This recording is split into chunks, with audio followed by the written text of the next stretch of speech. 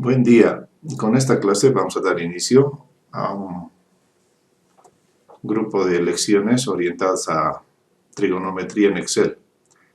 Vamos a ver la parte básica de trigonometría. El propósito es complementar la formación de los que están estudiando arquitectura con las posibilidades que tiene la hoja electrónica para encarar algunos trabajos relativos a trigonometría. Me refiero fundamentalmente al manejo de triángulos, rectángulos, ¿ya? Por eso denominamos trigonometría básica. Consecuencia. Primer detalle que hay que tomar en cuenta es que en el manejo de triángulos, como el que estamos viendo en el gráfico, los ángulos que nosotros manejamos comúnmente a través de los grados decimales, por ejemplo 30 grados, 20 grados, 45, 90, etc. Es una información que solamente es útil para el planteamiento de problemas y la interpretación de resultados, especialmente si lo vemos desde el punto de vista del operador, o sea, de la persona. En el caso de Excel, lo primero que hay que tener en cuenta es que los grados decimales, que comúnmente también se manejan con este tipo de simbología, ¿no? 30 grados, 20 grados, etc., se deben reinterpretar o se los debe transformar, convertir a lo que cualquier hoja electrónica, hablando de la computación en general, maneja o administra, ¿ya? Es decir, los radianes. El operador reconoce y se da cuenta el manejo de la información cuando hablamos de ángulos de esta forma. Mientras que una hoja electrónica, como el caso es de Excel, lo hace en formato de radianes. Un detalle que les tengo que hacer recordar inicialmente es que hay una regla de equivalencia que comúnmente se establece a través del uso de la función, en el caso del Excel, la función pi, y para nosotros la constante pi, que es esta función, ¿no? Que ya hemos utilizado, ya la conocemos, que es un número constante que lo utilizamos en diferentes operaciones matemáticas. En el caso de la trigonometría es fundamental.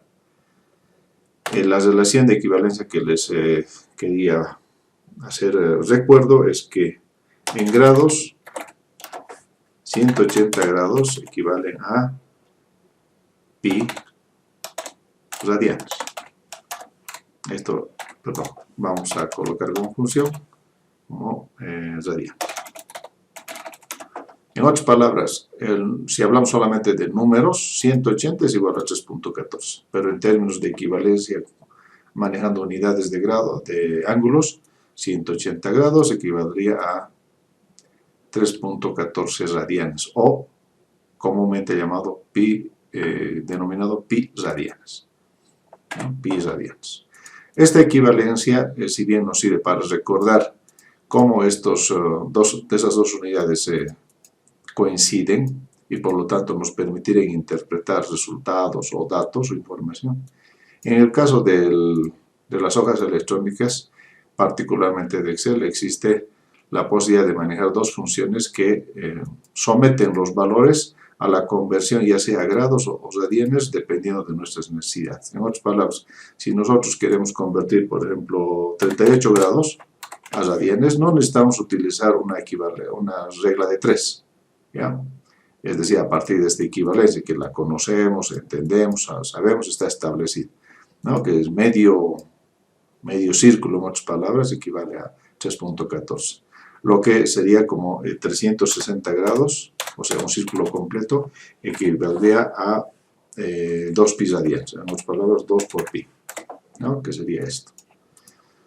Sino solamente la necesidad del uso de funciones que hacen las transformaciones de manera automática. En otras palabras, si queremos convertir 38 grados a radianes, sin necesidad de la equivalencia que les he mostrado hace un rato, lo único que tenemos que hacer es usar la función correspondiente, por ejemplo, en este caso radianes. Y entre paréntesis, encerrar la celda que contiene los grados decimales. Por lo tanto, 38 grados equivaldría a 0,66 radianes, ¿no? Y así cualquier número. Se me ocurre 45, se me ocurre 180, fíjense, ahí aparece el pi, o 360, ahí está el número de hace un rato. Entonces, cualquier número puedo convertir de grados decimales a radianes. O viceversa, usando la función complementaria, es decir, reconvertir el valor de radianes a grados. Lo único que tengo que hacer es usar una función que específicamente tiene ese propósito, que se llama grados. Hace la conversión correspondiente. Fíjense, lo que está encerrado entre paréntesis tiene que estar en una celda que contenga el valor en radianes. Aquí va a aparecer 35, como pueden ver. O sea, una de conversión. Por lo tanto, la función grados convierte lo que está entre paréntesis, ya sea un valor o una variable que está en una celda, a la notación correspondiente, en este caso grados decimales. Esto tendría que estar en radianes. Lo que está entre paréntesis tiene que estar en radianes para que se convierta a grados. Y esto hace lo inverso. Radianes hace una conversión en el otro sentido. Por lo tanto, ayudándonos de esta premisa, de este lineamiento que es importante para hacer lo que estamos pensando iniciar en estas clases, trigonometría básica con Excel, es este detalle. Si está entendido, yo pienso que podemos proseguir. Y además hacer la explicación correspondiente con relación, básicamente, como estamos hablando en esos términos, de lo que es el Pitágoras, el teorema de Pitágoras, que nos ayuda a encontrar resultados en relación a los catetos de un triángulo, y por otro lado, las funciones básicas, seno, coseno y tangente. Pasando al cálculo en sí, vamos a empezar con el teorema de Pitágoras. ¿Ya? Y obviamente vamos a dar por sentado el manejo de los componentes de un triángulo y la correcta designación de esos componentes. Catetos, por ejemplo, los tres lados de un triángulo rectángulo. El lado A, lado B, la hipotenusa, conocidos como estas variables para simplificar su representación. Y los dos ángulos que suelen complementar al ángulo recto del triángulo rectángulo y por lo tanto, además,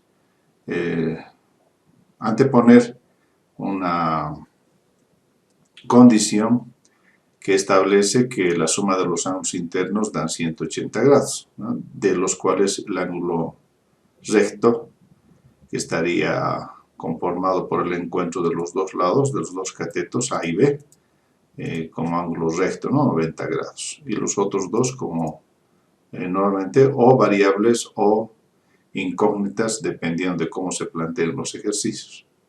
Entonces esa es la idea, o sea, con esto partiríamos. De manera que si tenemos por lo menos dos datos, podemos ya encarar algún ejercicio utilizando este teorema, que lo estamos viendo en la gráfica que estamos desplegando.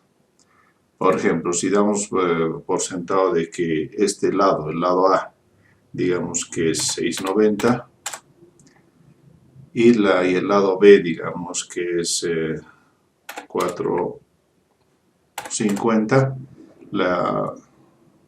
el uso de este teorema implicaría la obtención de esta incógnita a través de esa fórmula. Por lo tanto, escribiendo y utilizando la sintaxis sugerida para ese fin en la hoja electrónica, estaríamos comentando de que esa fórmula es la raíz de la suma de los dos catetos al cuadrado, cada uno de ellos al cuadrado, de esta forma. C8 elevado al cuadrado, que sería la posición en la cual se encuentra esa variable, y C9 al cuadrado, el otro cateto. Por lo tanto, entenderíamos, y además mostrando esta información solo con 2 decimales, de que la hipotenusa con estas 2 condiciones es 8,24.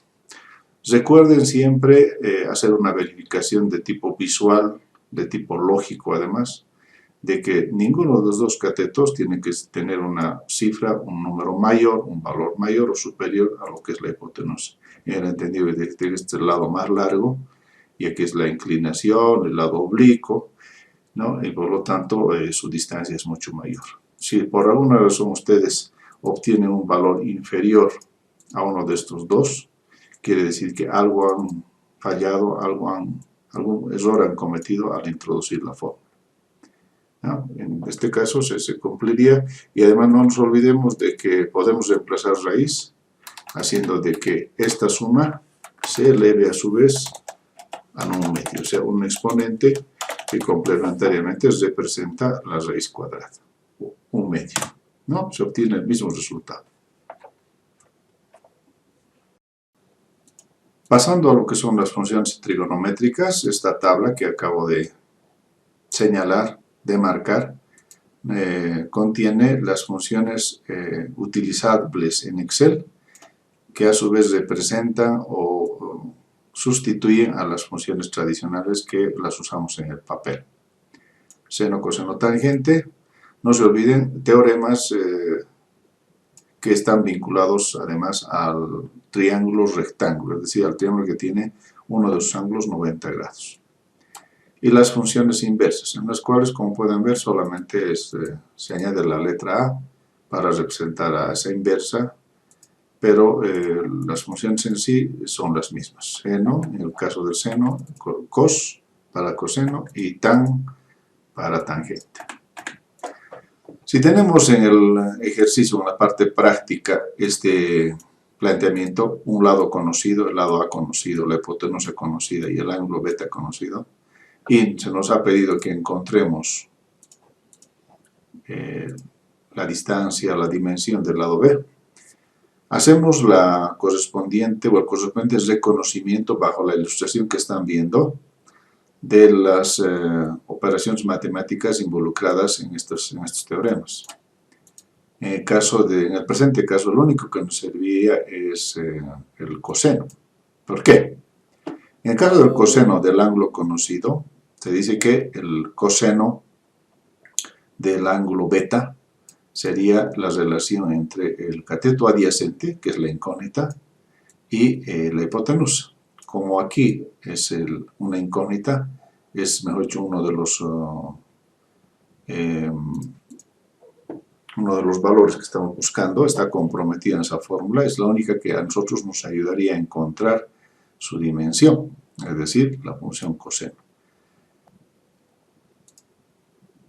Entonces, si representamos a través de la sintaxis correspondiente, diríamos que despejando la variable b, la división que involucraba la misma sobre la hipotenusa ahora se vuelve una multiplicación, que compromete el uso de la función que hemos mencionado, coseno. Otra función que nos permite hacer la conversión que es necesaria del ángulo que tenemos, pero en grados decimales. Les había comentado al principio de que la hoja electrónica no reconoce de forma directa los valores que están en grados decimales. Tenemos que utilizar en las fórmulas su conversión correspondiente. Entonces estamos haciendo implícita esa conversión en la presente fórmula. Podrían haber convertido esto con radianes en otra celda. También pueden hacer aquello, ¿no? Si es que no quieren complicar la introducción o confección de la fórmula. Y se había dicho que al despejar B se crea una multiplicación porque hay una transición de los componentes de la expresión matemática de un lado a otro, de donde estaba dividiéndose a lo que es una multiplicación, la hipotenusa. La hipotenusa está en la celda C8, ¿no? En esta celda. Por lo tanto, el valor de B sería 7 con 2 decimales, 7,67 metros. Habríamos logrado nuestro cometido. Pasando al caso en el que más bien nos pidan calcular uno de los ángulos, también es importante mencionar de que como condición necesitamos dos datos de base.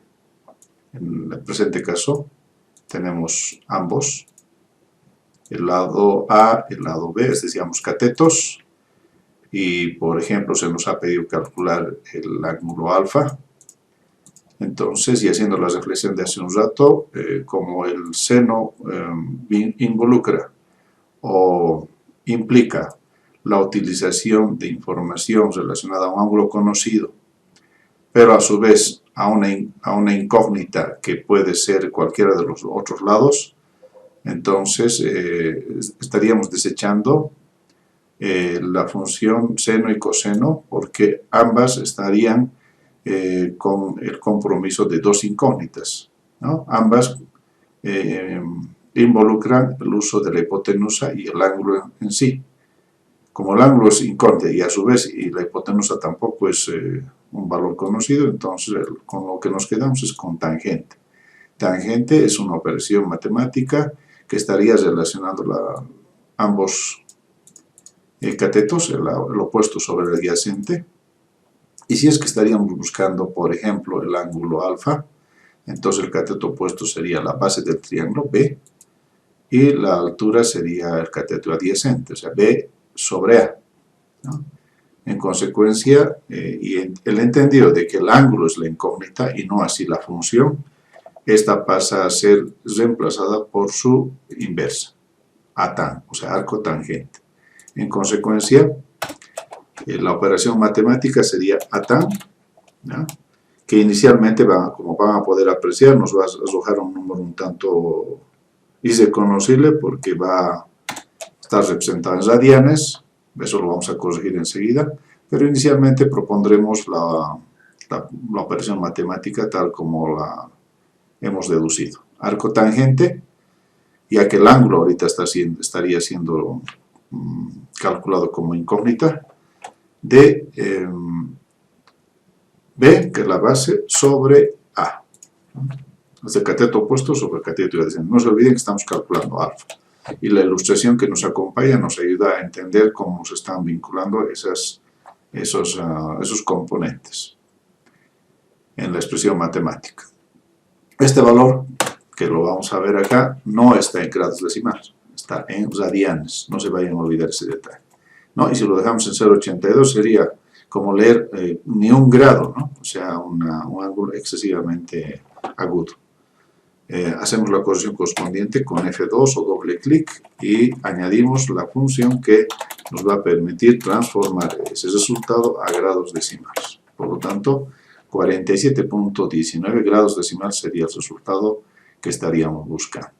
No se olviden ese detalle, ¿ya? Que si solamente utilizamos las funciones en sí, sin fijarnos que esos resultados, cuando se habla de ángulos, están obtenidos en radianes, los resultados pueden ser irreconocibles o hasta incomprensibles. Para que eviten eso, hagan o incorporen la función de conversión de ese resultado a grados decimales, como es el valor que nosotros podemos reconocer como personas.